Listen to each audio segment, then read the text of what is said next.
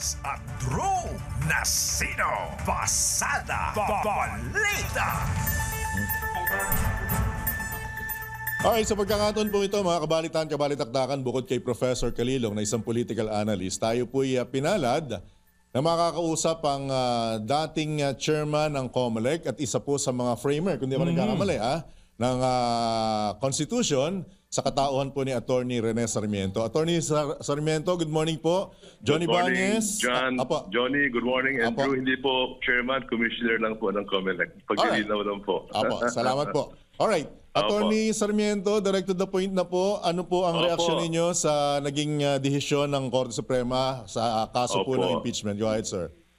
Johnny and Drew, nabasa po yung kabuuan ng desisyon ng Korte Suprema at mawalang galang sa ating Korte Suprema, kaukulang paggalang sa kanila. Ito po yung aking mga pasubali at reservasyon sa naging desisyon nila.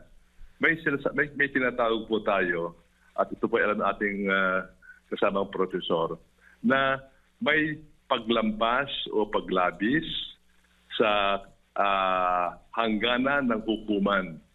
Sa wikang Ingles, ito po yung judicial overreach na kumbaga lumampas po sa boundaries po ng principle of checks and balances ang ating kagalang-galang na Korte Suprema. Bakit ko po sinasabi ito?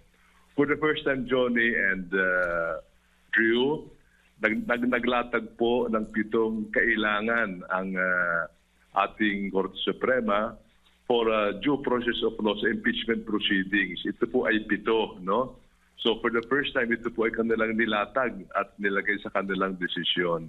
Ngayon, para sa akin po, Johnny and Drew, ito po ay bumabangga sa isang provision sa ating saligang batas sa Article 11, Section 3, Paragraph 1, na ang mababang kapulungan ay may ang exclusive authority to initiate on impeachment cases.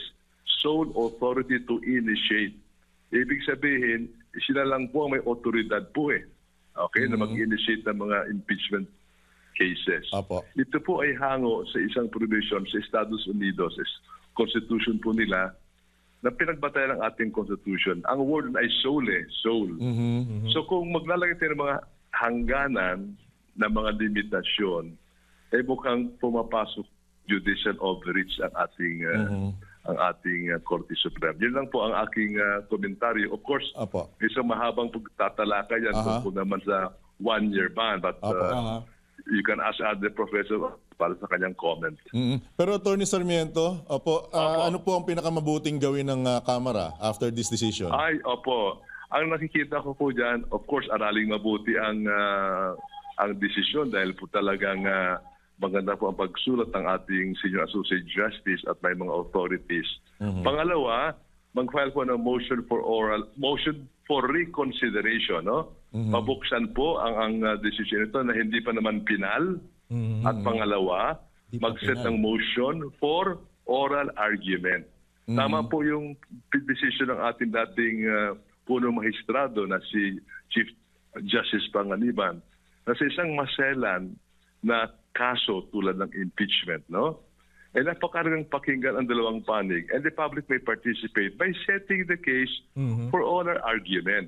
Napakaraming kaso na po na hindi naman gaano kasi importante ng impeachment proceedings. They were set for oral argument. So para sa akin, maganda po ito po ay ma-set for oral argument. At marinig ng ating mga magistrado ang position ng ating House based on facts and arguments. Natatandaan ko po, Johnny, Andrew, in 1971, sa kasong Lansang versus Garcia, ang nangyayari po dyan, ito po ay suspension of the privilege of the writ of habeas corpus.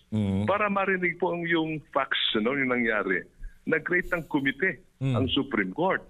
At composed po ng militar, ng abogado ng petitioners, at doon po naglatag ng facts of the case, ng situation, bago mag-decision po ang ating Korte Suprema. So yan po nakikita kong kailangan isang motion for reconsideration. I think gagawin ng House yan. Ang pangalawa, motion to set case for oral argument. Okay. So, hindi matutuloy yung impeachment. Wala mo ng trial, attorney. Well, ganito po yan, Johnny, Drew, Kasi ang kaso, hindi pa pinal. Oo. Kumbaga may motion for reconsideration pa eh. Pag Yes. yan po yung nakabinbin, ibig sabihin Wala po, pa. hindi pa tapos. Ngayon, nasa Senado na po. If they will assert yung kalang authority sa Constitution, the sole authority or sole power to try and decide impeachment cases. If they assert that, di mas maganda. Apo. Sa Estados Unidos po, Johnny and Drew, no, na kung saan nanggaling po ang ating impeachment provisions sa ating saligang batas.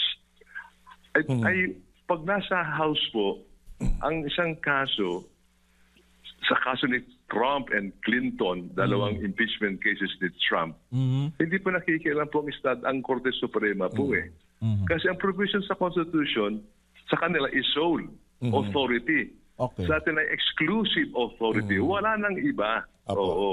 Alright. So sa tingin ko po, Johnny and Drew, ito po ang ating, sana tingnan po ng ating kagalang-galang na Korte Suprema. Of course, isa pa kong argument yan, kaya lang it may take some time. Yung 1 year ban, no? Kasi lumampas na raw. So marahil po, gusto give also time to our political analysts na magkomentaryo din po. Alright. Attorney Sarmiento, with your indulgence, okay lang po ba na iset natin for another itong iba pang anggulong pwede natin pag-usapan with regards sa impeachment? Kakapusin tayo sa oras eh. Okay lang po ba? Alam ko po kasi talagang yung decision po ay 97 pages po eh. Opo. So dalawa po ang tinutukoy doon, importante yung due process at pangalawa yung 1-year constitutional ban. Oo. Na magandang talakayin din natin kung tama nga ba na may pumasok ang 1-year ban. Okay lang po sa akin sa tamang panahon po. Okay lang po, Johnny.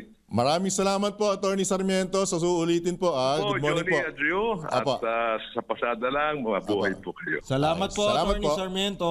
Alright. Opo. Yan po mga kabalitaan si Attorney Rene Sarmiento.